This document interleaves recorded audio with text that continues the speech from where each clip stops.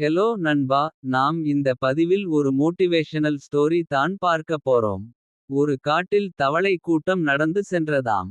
அப்பொழுது அங்கிருந்த ஆழமான பள்ளத்தில் இரு தவளைகள் விழுந்தன. சுற்றியிருந்த தவளைகள் பேசிக்கொண்டதாம், அவ்வளவு தான் அவர்களால் இந்த பள்ளத்தில் இருந்து வெளியே வரமுடியாது என்று. இரு தவளைகளில் ஒரு தவளை மட்டும் வெளியே பேசுவதைக் கேட்டு முயற்சியை கைவிட்டு இறந்து போனது. இன்னொரு தவளையோ தொடர்ந்து முயற்சி செய்துகொண்டே இருந்தது. அதனுடைய முழு பலத்தையும் பயன்படுத்தி தாவிக் கொண்டே இருந்தது. மேலே இருந்த தவளை கூட்டம் ஏளனமாக சொன்னதாம், ஏன் வீணான முயற்சி, எப்படியும் உன்னால் முடியாது என்று. ஆனால் அந்த தவளை இறுதியில் வேகமாய் குதித்து வெளியே வந்தது. மேலே இருந்த தவளை கூட்டம் ஆச்சரியத்துடன் பார்த்து கேட்டதாம் அந்த தவளையிடம். உன்னால் எப்படி முடிந்ததென்று. அது பதில் கூறாமல் சென்றதாம்.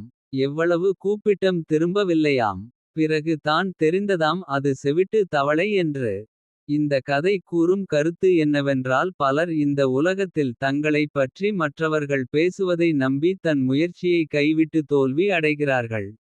வெகு சிலரே இந்த சமூகத்தின் இரைச்சல்களை காதில் போட்டுக்கொள்ளாமல் போராடி வெல்கிறார்கள். எனவே உன்னை சுற்றி உன்னை பற்றி நெகடிவாக பேசும் போது செவிடனாய் இரு. உன் முயற்சியை கைவிட்டு விடாதே. உனக்கு வெற்றி நிச்சயம். நன்றி, வணக்கம்.